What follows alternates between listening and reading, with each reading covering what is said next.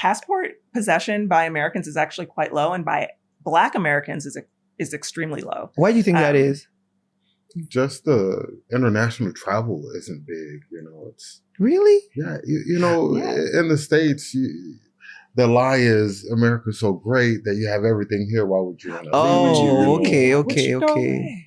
Because there's the whole hype around having an American passport and just being able to go everywhere. So I just assumed that it was something like over here. I understand when people don't have passports as much, but I would think that for an American, everybody would have a passport. No.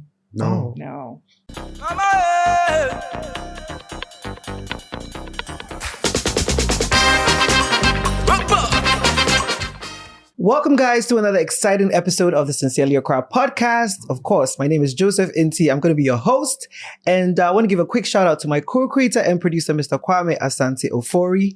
And, as I always do, I have to give a shout out to the Gold Coast Report. That's the #1 podcast hosting network in the whole Ghana. Right. All right. So today I'm going to be talking to a very lovely couple. They've been in Ghana, should I say, since 2020. I think it's been 5 years, right? Yes. And, I think last year we saw, Dr. Omar was in Ghana last year to get his citizenship, along with, a lot of other just the African-American citizens. And we came across the channel a couple of months ago, and I've just been watching it, and I feel like there's a lot of insight to be gained from this channel. We're just having a brief conversation before we started, but today I'm going to be talking to Tony and Ayo from Expat Live Ghana on YouTube, and look, it's always a great conversation on this podcast, and so I'm just gonna get this out of the way so we can jump right into it. Hi, guys. Hi, how are you? I'm all right. I'm hungry, but I'm okay. Yeah, I was just waiting for this so that I can go and eat afterwards. Oh, sorry. Sorry. Have you guys? I know it rained today. Yes. Did that affect you in any way? Because the thing about Ghanaians, when it rains, because I saw in one of your videos, you talk about how everything is laid back. Yeah, you got when it rains, back. it gets more laid back here. Yes. People don't show up for work when it rains. It's a Saturday in a rain. So Yes. it's like, nothing's happening today. Right. Yeah. But how's your morning been? Oh, fantastic. Fantastic. We've been looking forward to coming out and talking with you. Yeah. Oh, yeah. I mean, we had a little mishap with the email earlier, so It happens. It so happens. It's all good. Okay, but I know you've been here 5 years, so I'm gonna, and I know I was looking at your ethnicity, and you said you're a French Canadian. There's a little bit of Nigerian, then Irish. Yep. Wow, there's a lot going on. But I wanted to ask you, have you picked up any of the local language? No, You've been here for 5 years. Very, very little. Very little. Yeah. See, my workers, they figure if I don't know what they're saying, they can talk around me. And don't you want to know what they're saying? He does. He does better than he's admitting. He can listen. I think you are good at listening and understanding a little bit, but you can't speak it back. Right. So which language is it? Tree? Is it Tree? Oh, okay. Yeah, and then when I'm around somebody and they're speaking Tree and they'll catch on that I'm listening, they'll switch up and start speaking God. So I have a couple people who think that's funny, and then the girl that works with us, she's Ewe. Okay. So it's just a lot. It's like nobody wants to speak Tree with me. Then they can't hide things from me. So. But can you tell when someone is speaking Tree, Ga, Ewe? Can you tell? Oh yeah. Oh, you can? Yeah. My dad used to switch all the time. Oh, okay. Okay. Oh, wow. Because I feel like if I went to, I don't know, which country has most people, I don't think I'd be able to tell the difference if they were switching.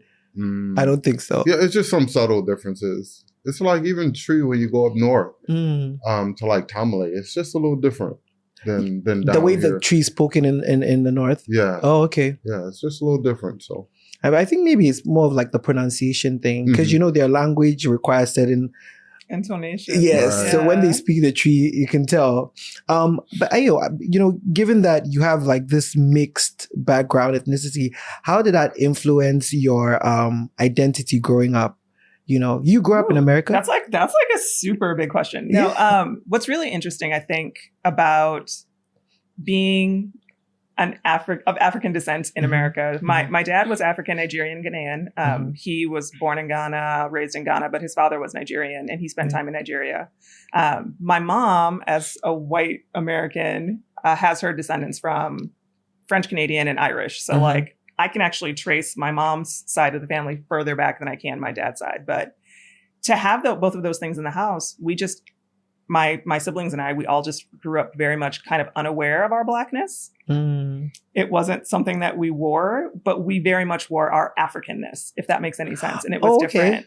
So we were always taught to be like very proud of the fact that we were African, and we participated in, community events that are African based. Afrofest was one of those. Did you grow up wearing like a lot of kente print and stuff? We had printed clothing. My dad would come back and forth and bring us things from home. So we had those things in our house, around us. He was not a man that was trying to Americanize himself because he had immigrated. He was very much like, I'm African, and after my time here is done, I'm going back home. So that was always his intent. Oh, so you always knew your dad was always going to go back? I grew up mostly in Wisconsin, and it's cold. And so every winter, without fail, he would start with this. This is it. This is my last winter here. After this one, I'm going home. And we'd be like, okay, Dad, yeah, whatever. But how often did you come home with him? He would come back every other year. We didn't make it as often. It would kind of depend. But my first trip was when I was 1. And then my last trip kind of as a kid was when I was 17. So it's like, it was kind of one of those things where I had an opportunity to see myself in this space at different ages. And I think that for him, the conversation always was, I'm going back home. And because of that, I think in our brains too, it was always like, you always have a second home. It was never, Ghana wasn't like a random place on a map or something foreign. It was definitely something that we that was talked about, that we experienced, that we came and visited, that was always considered home to him. And I think by extension, home to us. And then when Tony came on the scene, very much an extension again, where he started with this idea of like, you need to come home. Like, you need to know. Come and see. Yeah. Right. But before that, had never. I know he didn't have a passport, and I was going to ask about that because I don't know. I just felt like it was crazy not to have a passport. I thought it's a norm. Everybody just has a passport, but no. Passport possession by Americans is actually quite low, and by Black Americans is extremely low. Why do you think that is? Just the international travel isn't big. It's really in the States. The lie is America's so great that you have everything here. Why would you want to leave? Okay.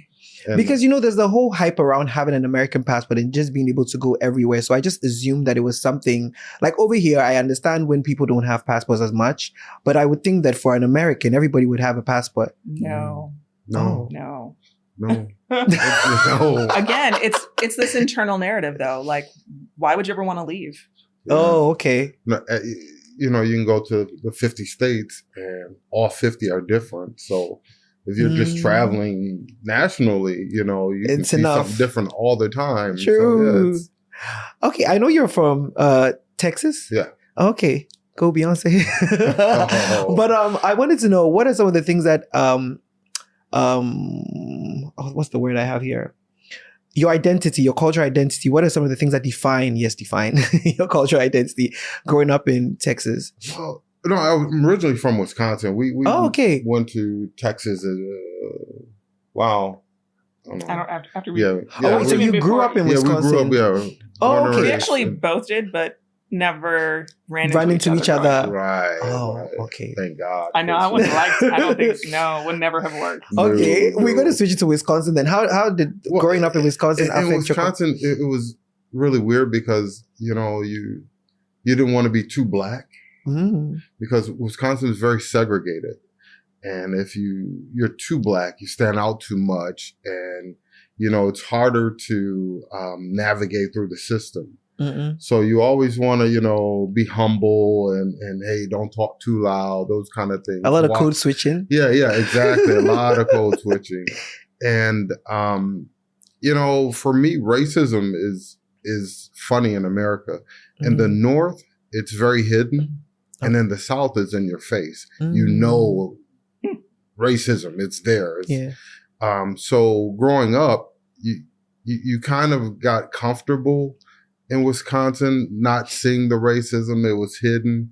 But when you go to Texas, it's in your face. It's everybody, they know who the racist people are. They tell you, sundown towns, things like that, where you have to be out of a certain complexion before the sun goes down. You have to really be out of that joke. city. Yeah, seriously. Really true thing. So, for me, going to Texas, it was a lot better because there were more Black groups, trail riders and dance groups and just more things for Black people to get together and come together on. Where in Wisconsin, it was really diverse, and you had to be part of a diverse group. So I think just your racial identity is more pronounced than the South. You can be freer to I totally don't think that's true at all. No, really. No. Well, wait, what didn't you agree with? No, because you like the Black trail rides and things like if you get into if you can get into a Black pocket, you feel like that, but not in the bigger context, right? Oh no, because there's really? bigger. Yeah, there's more groups like that in the South than it is in the North. So that's so interesting. Yeah, it's you can express yourself more. I'm not sure if I'd have to stew on that one. I don't know if I agree with that one. Yeah. But could it be that you both had different experiences because of the different backgrounds that you come from? Oh yeah, Tony and I are because speaking to you, I feel like from childhood you were made to like see yourself more as an African. Yes, and and we talk about this all the time because it's like when you look at Black people, it's like, oh, it's Black people, and Tony and I are like we're Black Americans, but we are like not. We're so distant from one another. Like as she's an African American, I'm a Black American, and it's very different. And I think there is a difference. Yeah, it's very a lot of people use the term interchangeably, and so I just assume that like when I see a Black person say I'm African American, I don't automatically assume that is because they are actually like they identify as African. I just thought it's just another way to say Black. I think it is just another term that's thrown around. But I think like we kind of between us have said, I think there's a difference between the two of us in that regard. But what I also find to be really interesting is that because of that, we both see our Blackness differently. And then we take that forward to Ghana when we've come here and how that Blackness makes us feel here. And all of that has been a journey. Like I can think back. Do you remember getting pulled over in Illinois? Oh yeah. We got pulled over at like 2:00 in the morning driving in Illinois. Okay. We were going on a long road trip and I was driving and we got pulled over. And the cop pulled us over and I was like, what is the problem? Why are you pulling me over? And Tony was just sitting there like, and I'm like, I'm getting irate with the cop. I'm like, well, what is the problem? Like, what did you see something? Is it, there's something wrong? What is it? And Tony's just sitting it. And the guy goes back to run my numbers. And I'm like, why would he be doing this? And Tony was like, you're Black. It's because you're Black. and I'm, I'm like an adult and in having to come to this realization that in being raised African first, I forgot that it doesn't matter to anyone else. Yeah. That they only ever will see you as Black. Yeah. And that is the Achilles heel of America, is that. Because the honest truth is, growing up here in Ghana, and I don't know if I speak for most people, I mean, maybe I do, there was a part of our lives where we really used to like idolize America. You're looking at the Hollywood movies, the music videos, all of the celebrities. And I think it wasn't until the Black Lives Matter movement and we started seeing user-generated content that all of that just fell from our eyes, and America was no longer that dream place that now, as a Black person, if you want to go there now, you are like a little bit worried.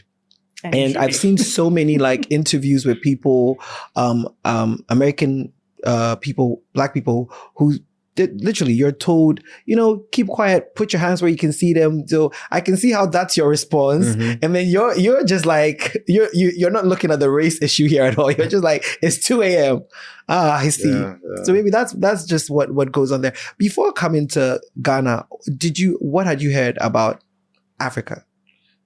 Well, as an adult, I started getting the bigger picture of what Africa was. Mm. But as a child, Africa is a place that is talked about very negatively. Yes. And, you're like, oh, I don't want to go there. Why would I want to go there? It's like Shaka Zulu with a spear in a hut. That is underdeveloped. There's nothing that, everybody's starving. These are all the things that are, you see in the movies. And they're just perpetuated and they don't stop, and you, as an adult, you start reading and access to the internet help.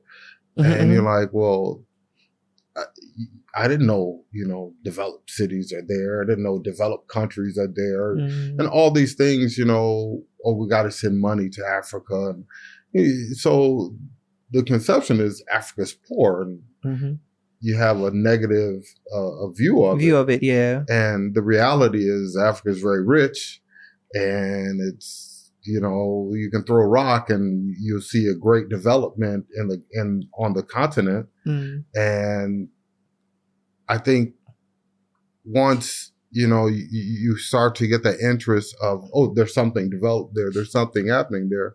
You get an interest in wanting to see it. And that's kind of, as an adult, how I started to view it like, oh, it's something that, I want to see now because I've been lied to all this time. Yeah. And, I kind of get a sense that generally Americans are not very, they don't really look outside of America much. Not at all. It's just, this place. So they look, because I remember I did a semester at sea when I was in college. So basically it's like a floating ship, semester at sea. Yeah. I was an Interpol student and I had an iPhone 5S at the time. And so I had like office hours and people would come and ask you questions about Ghana because that was the whole thing. Like if you're an Interpol student, you're a resource person for the country you're about to go to. And these two white girls came in and then they saw my phone and it was the latest drop at the time. And she said, oh my God, you've got an iPhone? How did you get that? And I was very surprised. I'd heard what is it, like a candy holder? Is that like a real phone? Does it work? I'd heard that, but it was happening right in front of me. And I was just wondering, there was internet access then. You should know there's a supply chain process, I found it very interesting. So what really motivated your first trip? I know first he wasn't really keen on coming down. Yeah, not at all. Yes. Yeah. So what was the motivator? Was it just to show him where you came from or what was the motivator? This is going to sound probably horrible, but my dad retired in 2000 and moved back to Ghana. Okay. And we had our last kid and I wanted to bring him home before he had to pay full fare. Oh. So I was like, before he turns 2, we got to get over there because after he turns 2, we got to pay full price. Yeah. So that was my budget is what actually motivated me to do that. Okay. My dad would go back and forth to come and visit in the U.S. and the two of you, he and my dad are like peas, carrots. They were just... Okay. Yeah. My dad would call to talk to Tony for an hour and then be like, oh, hey, yo, I'll talk to you later, okay? You okay? Okay, bye. I'm like, oh. What would you bond over, in your conversations? Oh, first of all, he was a great man. And just, and he was like, when my dad passed, he stepped right in, like, oh, I got a new dad now. Cool. So just father-son things, and talk about what's happening in Ghana. And he tell me something, I go and get on the internet. I'm like, oh, wow, look at this. What's happening in there, So he was always planting seeds, about Ghana to me when we would talk. So the first trip coming, I was skeptical still, I'm like... I saw that video. I was skeptical. And he only wanted to come for 2 weeks. And I was like, we're going all the way over there. We're going to stay for 6 weeks. Yeah. And he was like, no. So but then he did come and then something happened and he's like, let's stay for longer. 2.5 weeks, I think. Yeah. It was like 3 weeks the first time. Yeah. Well, 3 weeks door to door. So 4 of those days are travel days. I don't know. It was like 2.5. Yeah. But before we talk about what happened that made you change your mind, I want to find out, in conversations with Ayo's dad, what are some of the uniquely Ghanaian things that he would do or say that you would always marvel at? Because I'm sure he's very, he wears his Ghanaianness on his sleeve. And so in the conversations with you, are there things that would you be like, that's a very non-Black American thing. So this of it. Pop was just so laid back, you know. It was just so laid back, you know. How nobody's in a rush here. Mm-hmm. That's him. He was never in a rush for anything. So he was just laid back, very laid back. Did you ever bring it up? Tell great stories. Like he would just tell stories of himself growing up and like experiences that he'd had, and it would pull you in. He once got pulled over in the U.S. Your dad, my dad, with all of us, my white mom, my sister, and I in the car, got pulled over in our own driveway. Oh, wow. So we were pulling into the driveway of our house. We were living in the suburbs, kind of an affluent area. And they pulled us over and pulled my mom aside to ask if she was okay. Oh, my God. And she was under duress. Right. As a real thing. Right. Oh, wow. Like, and she's like, no, this is my house, my husband, my kids. I live here. What's the problem? But pulled him aside too and was like, you know, and I think when the two of you would get together and he would tell you stories like that, and you would kind of have these commiserative moments where you would identify with something, like it just, you kind of have like, they would have these like story hours and like, and I don't know if it was, it definitely wasn't like as a negative thing. I think it was always as a, so we should want more. Does that make sense? Like as a, he would tell that story as a, I'm in this place and I earned this place. And I stood up for the fact that I should be in this place. And you should be in this place too. Does that make sense? Where it's like, as opposed to saying like, down with the man and, you know, kind of taking it that way. It was always, and so I think you two always had that. They would sit and just tell stories. Yeah, because and now that you share this, it's almost like the perfect backdrop for what it was that happened when you came here that made you want to stay longer, you know? Because you told, tell that story. What was the defining moment that made you realize that?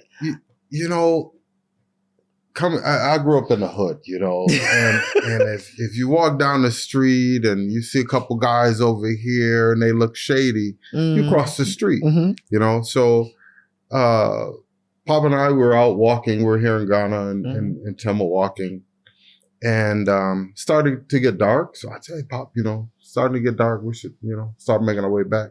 She says, okay. So he veers off down a little alleyway, and I'm like, okay. He knows his neighborhood, but then, you know, as I can see coming, there's like 3 or 4 guys. I'm like, oh no. So I started walking a little slower, and he looked at me like, you know, what's wrong with this guy walking slower now? I said, Pop, you know, you think we should, you know, go the other way? Said, no, why? So he's still walking, and as we're getting closer to these guys, I'm like, Pop, you know, you see these guys up here.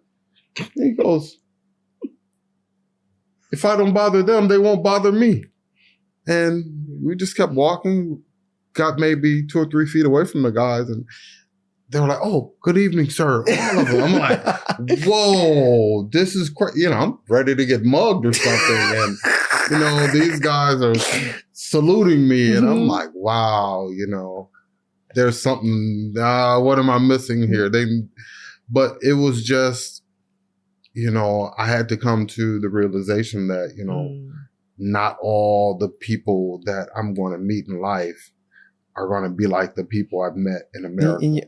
You know, so I had to, and I tell people this when they come on tour, leave your American standards in America and embrace something new. So when I came here, all I heard was, oh, this is your first time here. Oh, welcome home, my American brother. And that I heard that every day, 2 or 3, 4 times a day for that trip.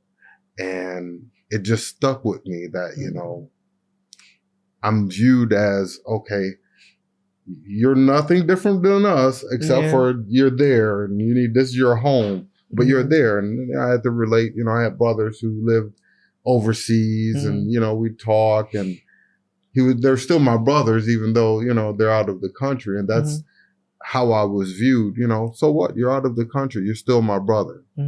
So for me, how I was received here, made me want to come back, made me want to stay longer. I think 2 days in that first trip, I was like, yep. 6 weeks. You should have done 6 weeks. Yeah. I told you. I done told you. You did say that every time you guys are together, he gets mistaken for a Ghanaian and you don't. All the time. They think that he's the one that's come home and that like I'm the one that's being dragged along. I'm like, no, trophy wife. You said, I remember you said it, and then he said, you are my trophy. Oh, that's so interesting. Yeah. So there's a video I watched where you talked about reasons why Africans or Ghanaians may not like Black Americans, and what you just said right now about like leaving your standards behind. Mm-hmm. Do you find that came to you easily, or were there instances where you're like, oh, this doesn't happen in America? I come here and I'm like, I have to embrace what's here, and I stop with that. I complain about the service here a little bit still, but I just, when I go out, I grab something to eat before I go out because I know service is going to be slow. That is the tip. Yeah. Like, don't leave your house without eating. Honestly. Don't leave hungry. Don't leave hungry. Yeah. Even if you're going to an event. No, because even the caterers at the event could be late. Between the traffic and the service. So I've learned to make adjustments. And in those adjustments, I found, patience, a whole new level of patience. So I'm learning here, and the things that I thought, that those American standards is like, it's okay. See, again, like this, we have stress. It's like there's a divide here. She's total opposite. She's like, no. I can tell you seem like you're going to ask for the manager and complain. No. I don't think it's that. That's actually not it. It's this bigger idea of what expectations Ghanaians have for what they can establish here as a country and where that's going to take them further. And it's like, I don't like the idea of comparing the United States and Ghana because, and Tony will say this over and over, America's been established for hundreds of years and Ghana's still a new country. But what I really hate more than anything, and I said hate and I meant it with a capital H, is that so many African nations, Ghana in particular, have embraced these Western imperial ideals and ideas and can't let them go. And it's like we're chasing the wrong thing. I just feel like sometimes I look around, I'm like, this is like this. Why are we? Can you give us some examples? Why are we trying to be like America? The American education system or the European or Western style education system. I think over here it's more like, okay, well, we have like the British, is predominantly the British. And then when you go to like the international schools, you can have like the American style education as well. Okay, so let's eliminate all of those categories. And let's just talk about Ghanaian type schools. What kind of formatting do they use in those schools and what type of curriculum do they establish? I think a lot of that is also, byproduct of colonialism. Exactly. It is that. Right. Exactly. I mean, but that is exactly the point, right? So in this moment where we start to rethink how Africa First is going to look, it's hard to do that when we're holding on to so many things that are part of that like imperialism and that colonialism. Like we're trying to make that fit into, and it's like, you just gotta let go. You've got to think about what tradition looked like and what the origin story is, and then apply that into what the future look should be. And I feel like there's so much opportunity right now because of all the crazy stuff that's happening in America, honestly, right? Where it's like the West is trying to figure out their own mess. Why are we trying to use that as a model? Because, for the longest time, that was the standard. Like I said, if you grew up here, and you watch any of the, whether it's even like, movies from the UK or whatever, like that is the standard. And I remember one of your videos, you spoke about how people would take their children to schools where they would see maybe a white person or a lighter skinned person in like an administrative role as opposed to a darker skinned person. And I had a question about that because I know you moved your two of your youngest kids here. What was the process of finding a school for them? Like, what were you looking out for when you guys were choosing? They were homeschooled. Oh, they're homeschooled? Also, they don't. They just actually started last month to go part-time to school. Because when we moved here, it was only supposed to be temporary. Oh, okay. We were only coming for 2 years, just 2 years. Yeah. And so at the time, it was like, you know what? We're just going to homeschool and keep them on the curriculum so that when they go back, they're not held back a year or they don't have to make up time. So we kept them homeschooled. And then 2 years turned into 3 years. And 3 years turned into 4 years. And 4 years is on 5 years. Tony, when are we going back? You're going back next month. Well, I know you are in and out. Yeah. I do. I go back to work. And that's good enough for me. But this man here will be buried here. He will Wow. So interesting. But no, in picking the school that they just started a month ago, what were you looking out for? I'm an educator. So when I go back and when I talk about education, that's my jam. I'm an educator. But here's what I thought was really interesting. The school that we took them to has no computers. Okay. And they don't do technology instruction. They don't do ICT? No. There's literally not a laptop or a computer in the whole school. Okay, so why did you... He's like, wait, what? No, why did you pick this school then? That's what I want to understand. And I do. It's like, well, for me personally, because our kids are homeschooled and they're doing that programming online, I actually don't want them to be plugged in. Oh, okay. When they then go, I want them to be around people. Like, that's the most important part. But I have friends and family members that are in school here. And when I look at how the school systems are established, they are not getting the next generation ready for what the world is that's coming. And it truly makes me sad because I know that this is a very pivotal moment where technology is going to be one of those things that can be the great equalizer going forward. But if you are not on that wave, you will get left behind. And Ghana has some very poignant aspects that could leave them behind. Yeah. I mean, I haven't been through the educational system here. I have often questioned some of the things that we learn and how you wait till pretty much high school, not junior high, senior high, to pick something to focus in. And even then you're forced to do additional courses. And I've often wondered if it could be better. But when I got out of school, I stopped wondering. I'm done. That's someone else's problem. You have a video where you talk about your 10 things that you like about Ghana. And if you had to pick a top 3, what would the top 3 things be? So you probably got 3 like right off the top of your head. Yeah, because I know you between mentioned... us or 3 each. Do we have to share? No, you have to share. So you can even consult. I think the top one's definitely going to be freedom in your Blackness. Freedom of movement. I can go anywhere, anytime, and be accepted. Which is very much connected to racial profiling from the West, right? Like you can't go everywhere and you can't do everything and you can't be your natural self in all environments. You have to be very reactive to who's in your space. You can't be. You're always kind of like on guard. Is it? Yeah. Which, by the way, have you had any encounter with the Ghanaian police? Yeah. We have a video about that. I think we had a video. I haven't seen that video. Wow. Oh, okay. Yeah. Was it good? The IGP chimed in on that one, was like, well, if they want to make a complaint, we're here, but... Was it a bad experience? Yeah. The video, yeah. You have to go and watch the video. Okay, I will look for it. Yeah, the IGP got in the comments on that one. Oh, really? Yeah. Oh, wow.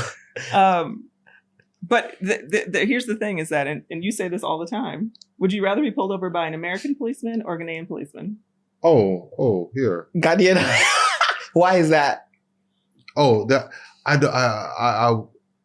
been, stopped numerous times. Not once. I've been nose to nose in arguments with Ghanaian policemen, and not once was the fear for my life involved, Yeah. And I've had encounters where in America, I'm doing everything the right way and being as polite and respectful as I can. And all I could think of was, please don't kill shoot me. Yeah. Please don't kill me, And so it's, getting pulled over here is a lot different. True. Yeah. Anyway, there's 2 more points. The first one, your freedom and your Blackness. Freedom and Blackness. You know what? The respect that everyone gives each other.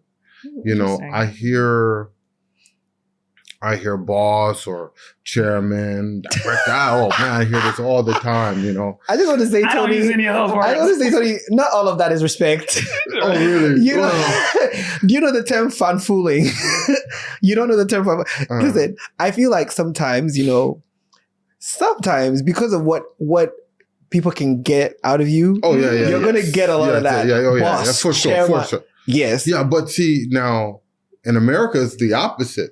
It's not something respectful that you're going to hear. Even your friends, it's going to be something negative. It's going to be respectful, but it's a negative term. I'm gonna say. Okay. I'm gonna say you. Oh, what's a monster man or big head? Or, I'm not gonna say something that you're gonna think of as respectful, but it's gonna, it's.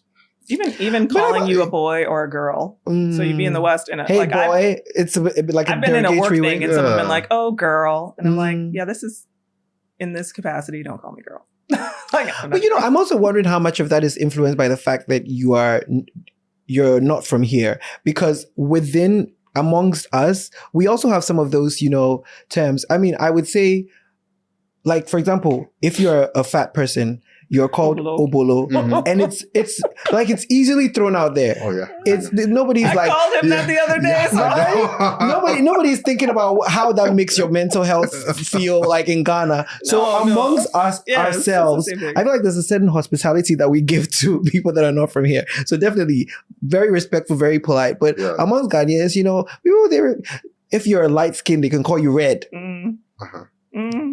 That's offensive, but like, Obroni. Yeah, Obroni, you get Obroni a lot. Oh, I actually went to go pick something up from a store, and the lady brought it to me in a bag, and on it said "white lady," and I was like, I'm actually Ghanaian. Oh my god, white lady on my bag. How are you going to sell that? I'm actually Ghanaian. but again, like, and I think this again is just to speak about how these journeys are very different, right? Tony, as a Black American coming into Ghana, is seeing these things as so foreign to what it was that he experienced in the States. People being respectful instead of people being dismissive or, casting you as being less than because you're a Black man. And for me, again, it's like that African thing, right? We were kind of so. I actually, when I interpret that whole piece of it, I actually think that respect factor is a lot about just taking the time to acknowledge people in spaces. Does that make sense? Like when you're out walking and people look at you and greet you. Yeah, the greeting culture is a big deal. Right. And when I go back to go work, but I'm sometimes amazed at how long I can go in between people speaking to me. So like that you can disappear because people just don't even see you. So when he talks about that respect, that greeting thing, like I think that all interlocks with that. Because a few times that I have traveled outside this country, I realized that everybody like keeps to themselves. But over here, everybody's in your business. Yeah. Like I remember, but like in a good way. I remember when I was growing up, I would always like if I would wear sunglasses, I'd be conscious that everybody's going to look at you. Like if you just present yourself slightly, everybody's going to be in your business. You can be passing by and your shoe is nice. I don't necessarily get that when I travel. No, once I get out of the airplane in JFK, it's like I've disappeared. People stop looking at you. They stop talking to you. They don't acknowledge you. You're not there. But it's also because maybe everybody's on the clock, like you say.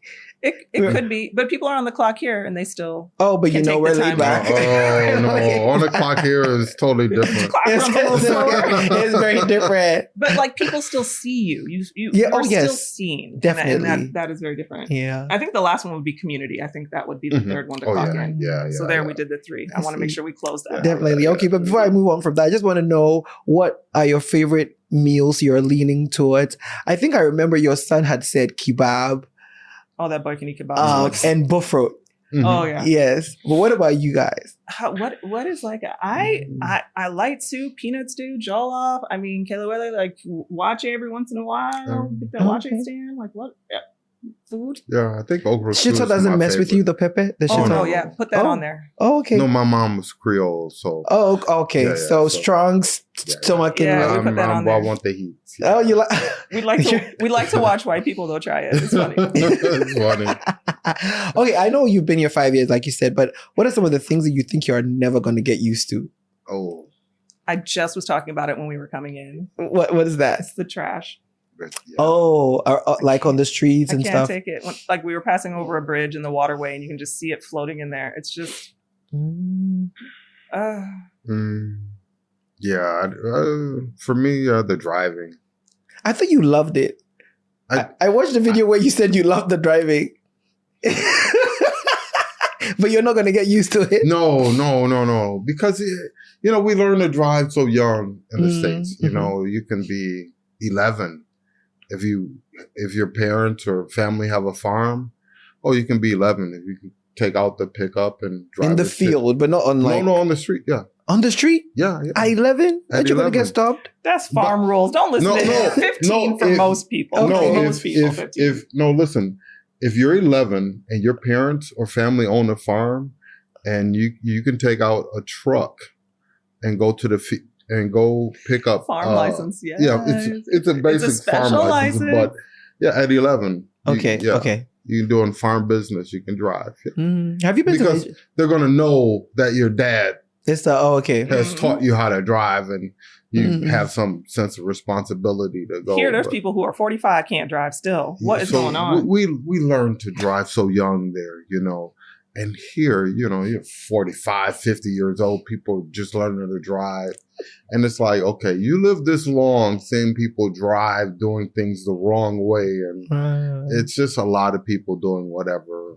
Yeah. And the trotros and the cabs pull out, And the slam on the brakes Oh, yes. anywhere. The everywhere. churches are the bane of existence on the road. Trotsky, But have you been to Nigeria?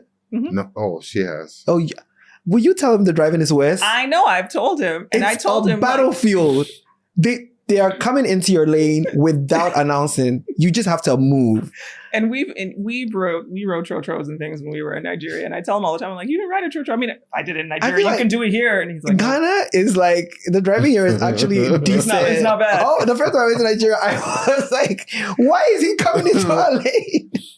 No, it's crazy. But so let's talk about starting the channel. Why did you decide to start the channel and tell your story? What was the big idea? People thought we were going to die because we were coming to Africa. Really? Yeah, Ooh. everybody was concerned. Oh, you're going, it's going to be all right. Let me know if you need anything. Yes, you need to get back. okay. Oh. They're like, dude, we're just going to another country. I know. That's all. Mm. Nothing bad. And I noticed that when we were getting ready to come, there wasn't a lot of content or information Oh, to help okay. make it easier. So it was like I felt like, even though I'd been going back and forth, like the process of moving a whole family, I felt like I needed to get them ready. What did that look like? I don't know.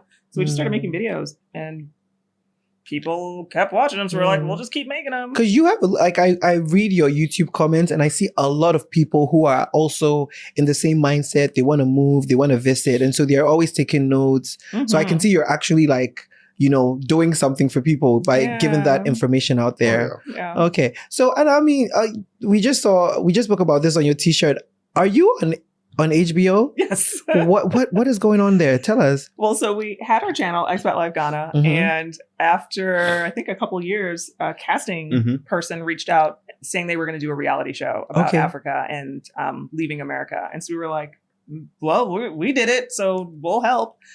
So yeah, we ended up getting on a show called Coming from America, which documents 4 families kind of making the move from America to Africa, 3 to Ghana, 1 to Zambia. How many episodes? 6 episodes, and they are actually right now on TLC Africa, so you can see them, I think, Sunday and Wednesdays here in Ghana on what channel? You know this one. TLC. It's TLC channel. Whatever. 135 on DSTV. Yeah, it's on DSTV. Or 135 and 142 on DSTV and GoTV. That's why I keep them around. Look at them around and stuff.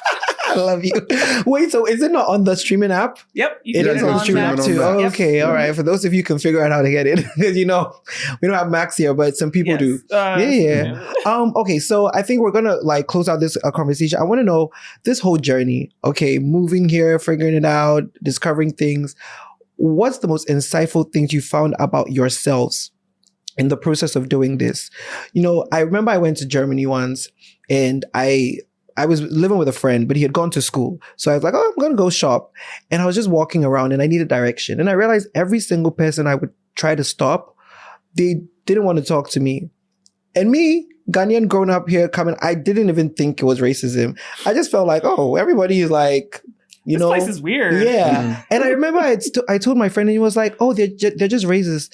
And I was like, no, everybody was just too busy to stop. He was like, no, that's racism. That's what that is. You know what I mean? Sounds like Carlton, from the Fresh Prince. Yeah. So I was like, racist? No. And I feel like, it's because of where I'm coming from and I'm not used to this. So I'm just wondering, what did you discover about yourselves in this whole process? Me personally, I think if I had more insight on Ghana earlier, I would have been here earlier. Oh, okay. I think no matter where I go here, and I travel the country a lot, I'm welcomed the same way. And to be able to travel in a country and wherever you go, it feels like, it's your home.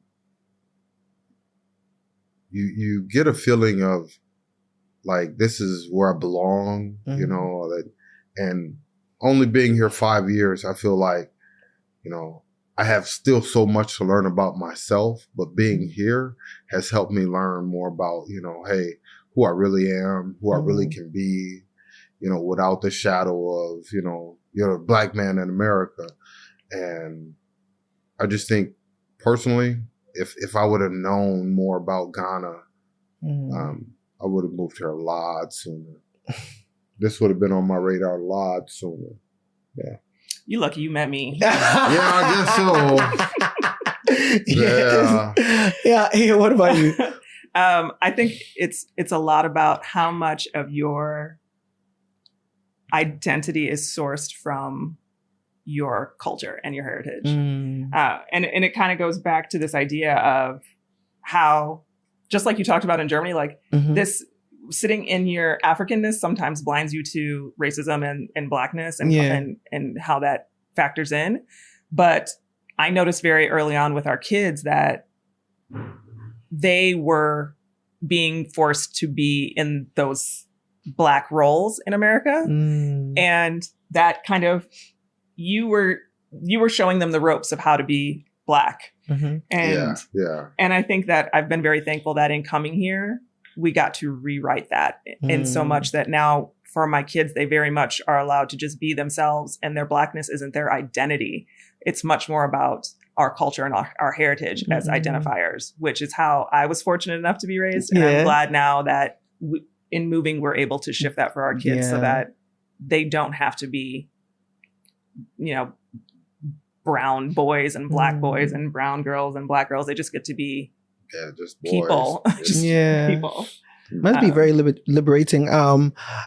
Do they have conversations with your kids about, the feelings, just being in Ghana? Do they have a lot of conversations about, being here as opposed to, because I feel like they had some time living in America and then now they're here. Yeah, our youngest one is 10 now. So half his life has been in Ghana, half his life has been in the US. And he doesn't remember. Okay. He's a Ghanaian boy. Is the accent gone? He can switch back and forth, which is really funny. Yeah. So when he goes outside, he'll be talking and he'll have a thick accent. He'll be like, "Who is that outside in the yard?" Oh, it's my. Because I when I was in school, anytime we'd have African Americans or Black Americans who we would make fun of their accents. So what they would do is they would try to code switch. Yes. And so I think maybe that's what's happening. It's strong. Yes. And my office and our house is about 2-minute drive away. Mhm. So he'll ride his bike back and forth. He knows everybody from our house to my office. Yeah, so every cool. guard, And- every From adults to kids, he knows everybody. I walk down the street, so I'm like, "Oh, Leo's dad, how are you?" Is it Leo I'm like- Papa? These so there? he So, and one time his bike chain popped off, and he said, "Oh yeah, my friend helped me." A couple days later, I'm walking down the street and goes, "Hey, Leo's dad, how are you?" I helped Leo with his chain the other day. I'm like, "Oh, you're the friend." it's like a that helped." I'm 45-year-old. thinking, yeah, it's a grown man. And he's like, "Oh yeah, my friend helped me with my chain the other All his day." friends. I'm like, okay. So for him, I think he's like the mayor of that little area. He's the Yeah. mayor. It's of actually, Accra. I think it's actually harder for him because now when we go back to the States, he he doesn't know the loses. rules. Yeah. And so when we Mm. go back, sometimes I'm like, oh no, you can't, don't Yeah. stop. Because it's like, you can't, he's The touched chains by are that on, skin, right? you know, Like you- like chained up. and he doesn't know how to put the chains back he's on. a really free Oh my spirit. God. So Yeah, it's, which is hard. Now the 15-year-old, he yeah. was established in the States. Now he's here. And so he understands and he can acknowledge the political scene Mhm. and understands like how Yeah. being Black is in both of those spaces and Mhm. understands the rules when we go back and forth.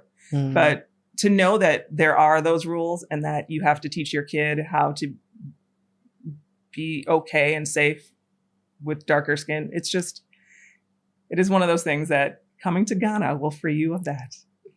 Oh, we got our first straight to camera. Yeah. Anyway, guys, thank you so much. Before you go, just tell people where they can find you. I know you're on YouTube. Are you on TikTok or anywhere else? It's just YouTube. Instagram, Facebook, just YouTube. Okay, YouTube's the Expert best place. Life Ghana. Expert Life Ghana. Yeah, and the show on Max is coming Coming from from America. Mhm. Thank you guys so much. Thank you. All right. Thanks for having us. We'll be right back to do the shout outs.